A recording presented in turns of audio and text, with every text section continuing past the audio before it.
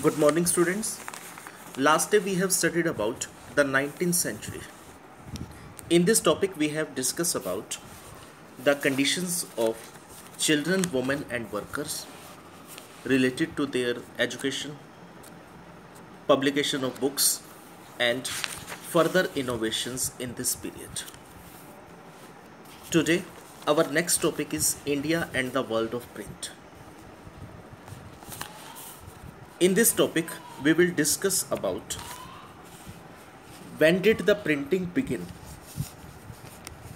and what was done before that.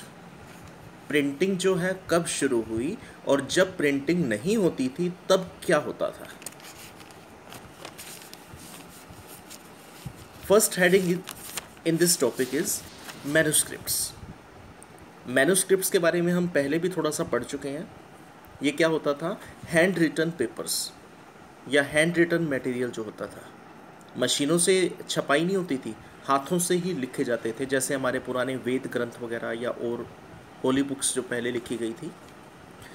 India had a very rich and old tradition of hand written manuscripts in Sanskrit, Arabic, Persian as well as in various vernacular languages. Vernacular languages क्या हैं? यहाँ पर जो regional languages use की जाती थी उस समय, कन्नड़, गुजराती, कोंकणी, ये सारी जो हैं, संस्कृत वगैरह, ये सारी लैंग्वेजेस जो थी. Manuscripts were copied on palm leaves और on handmade paper. Pages were sometimes beautifully illustrated. तो मैन्युस्क्रिप्ट्स क्या होते थे? इन्हें लिखा जाता था या तो पाम लीव्स के ऊपर या फिर हाथ से बनाए जाने वाले कागज़ के ऊपर, और काफ़ी सुंदर तरह से लिखे जाते थे. They would be either pressed between wooden covers और sewn together to ensure preservation. और इन्हें बचाने के लिए क्या करते थे? सुरक्षित रखने के लिए या तो लकड़ी के अंदर दबा करके रखा जाता है, लकड़ी के कवर के अंदर, और या फिर इन्हें सील दिया जाता है. Manuscripts however were highly expensive and fragile. They had to be handled carefully and they could not be read easily. अब इस यहाँ तक तो हमने पढ़ा है मैन्युस्क्रिप्ट्स के बारे में. Now we are discussing about limitations of manuscript. First limitation was it was very expensive, and the main thing in this, it could not be read easily. आसानी से पढ़ा नहीं जा सकता था. ठीक वैसे ही जैसे अगर मेरी हैंडराइटिंग अच्छी नहीं है तो सामने वाले को, आपको या किसी भी और सेकंड पर्सन को वो पढ़ने में परेशानी होगी. तो ऐसा ही कुछ यहाँ पर होता था.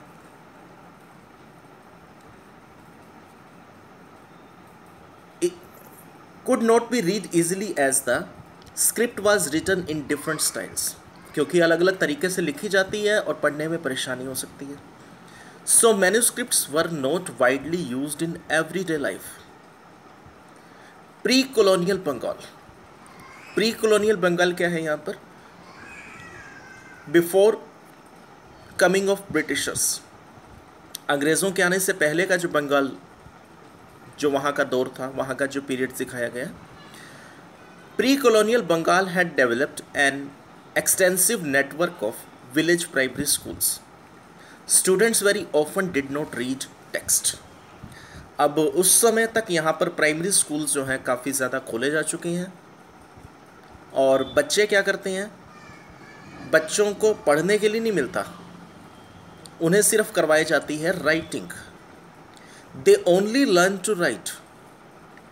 Teachers dictated portion of text from memory and students wrote them down. Teachers बोलते हैं उन्हें और बच्चे को क्या कहा जाता है? लिखने के लिए. और इसके साथ, लिखने के साथ ही बच्चा रीडिंग जो है खुद सीखने शुरू कर देता है. रीडिंग उससे आसान हो जाती है थोड़ी सी. Next heading is print comes to India. When was the first printing press started in India? There are many short questions from this text. First is how did the print came to India and who brought it, कौन लेकर के आया इसे। When was the first printing press come to India, how many books were written in Konkan language, when was it written. काफ़ी सारे questions हमें इस paragraph के अंदर मिलेंगे। The printing press first came to Goa with Portuguese missionaries in the mid 16th century. अब पहली press जो है वो आई थी गोवा के अंदर। पोर्तुगीज़ जो हैं वो वैसे तो ट्रेड के लिए घूम रहे थे और यहाँ पर इंडिया के अंदर कोंकण जो सीरीज़ है, जो ओशियन, जो यहाँ का तट लगता है, जो कोंकण कोस्ट लाइन, तो वो यहाँ पर पहुँचे और यहाँ पर उन्होंने इसकी शुरुआत की है। इंडिया के कोस्ट लाइन के पास आने के दौरान ये लोग यहाँ पर रुके। Jesuit priests learned Konkani and printed several texts.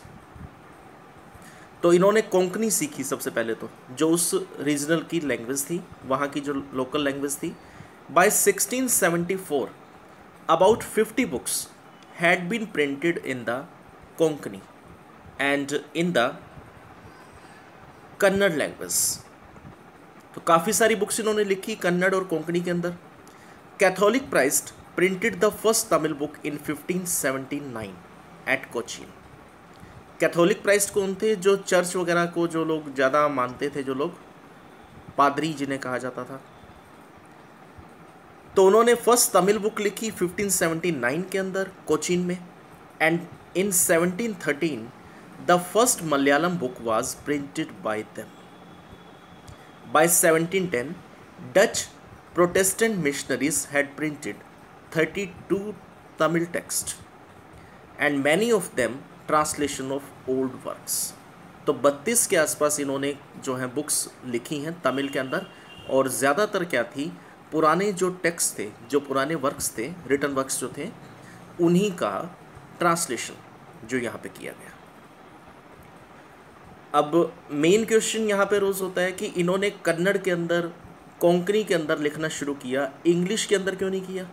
हालांकि ये दो तो ब्रिटिशर्स थे और इनकी लैंग्वेज भी इंग्लिश थी, लेकिन यहाँ पर प्रेस लगाने के बाद इंग्लिश लिखने का फ़ायदा नहीं था, क्योंकि यहाँ के लोग इंग्लिश को जानते नहीं हैं। The English language press did not grow in India till quite late, even though the English East India Company began to import presses from the late 17th century. तो इंग्लिश लैंग्वेज प्रेस जो है वो India के अंदर अब तक नहीं आ पाई थी। ईस्ट इंडिया कंपनी जो है शुरुआत नहीं कर पा रही थी। हालांकि उसने प्रेसेस लगानी शुरू कर दी हैं, लेकिन इंग्लिश लैंग्वेज के अंदर अभी नहीं हो पाई हैं। From 1780,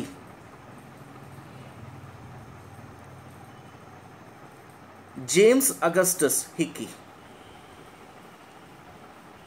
1 marks questions from this paragraph. Who was James Augustus Hickey? Or who started the Bengal Gazette magazine? From 1780, James Augustus Hickey began to edit the Bengal Gazette, a weekly magazine which described a commercial paper open to all but influenced by none. East India company से कोई ताल्लुक नहीं है इस magazine का। Open लिखा जा रहा है, इससे कुछ भी लिखा जा सकता है इसके अंदर। और जेम्स अगस्टस ने इसकी शुरुआत की थी इस मैगजीन की 1780 के अंदर, बंगाल गजट नाम से जो ये मैगजीन रखी गई है। A commercial paper open to all but influenced by none. किसी से ज़्यादा प्रभावित नहीं था ये पेपर। It was private English enterprise proud of its independence from colonial influence that began English printing in India। तो इंग्लिश प्रिंटिंग की इसके साथ यहाँ पे शुरुआत हुई है। अंग्रेज़ों का या ईस्ट इंडिया कंपनी का इसके ऊपर कोई इफ़ेक्ट, कोई इन्फ्लुएंस नहीं है। He also published a lot of gossips about the company's senior officials in India। अब इन्होंने क्या किया, अपने जो गज़ट्स जो इन्होंने शुरू किया, बंगाल गज़ट, इसके अंदर अंग्रेज़ों की काफ़ी सारी जानकारियाँ जो है लिखी जाने लगी। तो एक तरह से जैसे लीकेज हो रही है, उनकी सूचनाएं जो है इंफॉर्मेशंस लीक हो रही हैं। And wrecked by this governor general Warren Hastings prosecuted Hickey.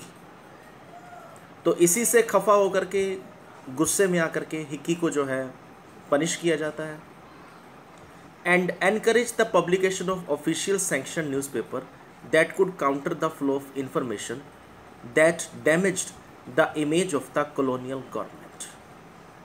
और क्या कहा जाता है कि इससे हमारी साख जो है वो खराब हो रही है।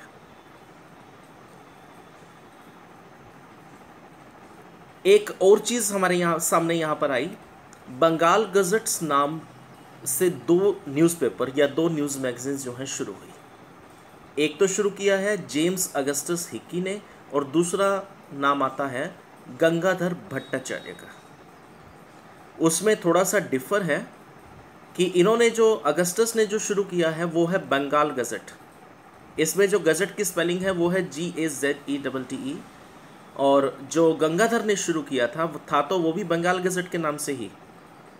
टाइम पीरियड थोड़ा सा अलग है उसमें, और गज़ट की जो स्पेलिंग है वो यहाँ पर बुक में तो एक ही दी हुई है, लेकिन शायद उस स्पेलिंग के अंदर थोड़ा सा फ़र्क है, GEZETTE है। तो एक कन्फ्यूज़न यहाँ पे हमारे पास है कि बंगाल गज़ट शुरू किसने किया था, गंगाधर ने या जेम्स अगस्टस ने। तो ये दोनों अलग ही न्यूज़पेपर्स हैं, दोनों अलग अलग मैगजीन्स हैं। बंगाल गज़ट एक शुरू किया था 1780 में जेम्स अगस्टस ने, और दूसरा शुरू किया था गंगाधर भट्टाचार्य ने। 1860 के आसपास का शायद इसका कुछ जो है देखा गया है। Okay students, tomorrow we will continue on next topic. Thank you.